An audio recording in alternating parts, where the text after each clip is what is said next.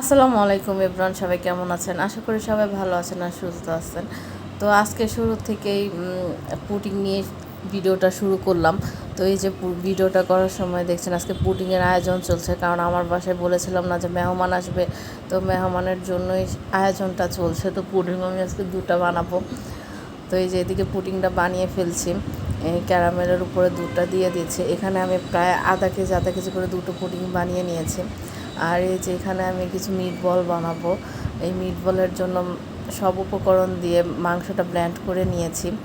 আর এই যে ওদিন রাতেই আমার একটা বিয়ের দাওয়াত ছিল, তো বিয়ের দাওয়াতে অ্যাটেন্ড করেছি মেহমানকে বাসায় রেখে। তো আর কি বলবো, বিয়ের দাওয়াতে তো অ্যাটেন্ড করতে হবে, তাই মেহমানকে আর সাথে নিয়ে দেন আমার বোনকে, তো বোনের মেয়েকে নিয়ে গিয়েছিলাম।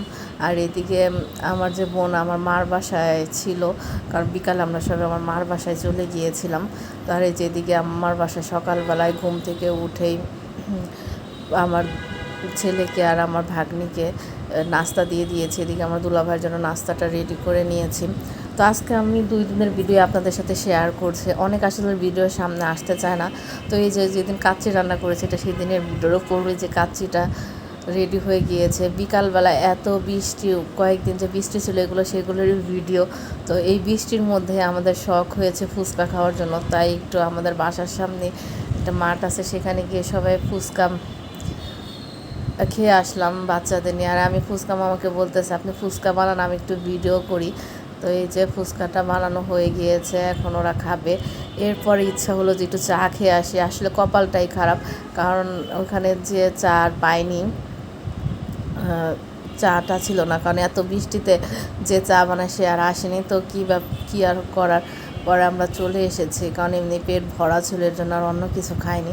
তো পরের দিন, এটা আসলে 2-3 দিনের ভিডিও একসাথে আপনাদের সাথে শেয়ার করেছে। পরের দিন একটা দাওয়াত ছিল, তো আমার নানুর বোনের বাসায়। তো সেও আমাদের ছোটো নানু হয়, তো তার বাসাটা যাওয়ার রাস্তাটা মিনি কক্সবাজার যে আছে সেখান দিয়ে যেতে হয়। তো এই রাস্তাটা একটু ভিডিও করলাম। তো এত সুন্দর রাস্তাটা, চারিদিকে ঝিরি ঝিরি বৃষ্টি হচ্ছে, কিন্তু তার বাসার সামনে যেয়ে দেখি এত পরিমাণ বৃষ্টি, মানে আমাদের এদিকের বৃষ্টিটা যতটা কম হয়েছে তার ওদিকে বৃষ্টিটা অতিরিক্ত হয়েছে। তো আমার নানু বাসায় চলে এসেছি, নানুর আবার মুরগি পালে। তো এই যে এখানেই ভিডিওটা শেষ করলাম।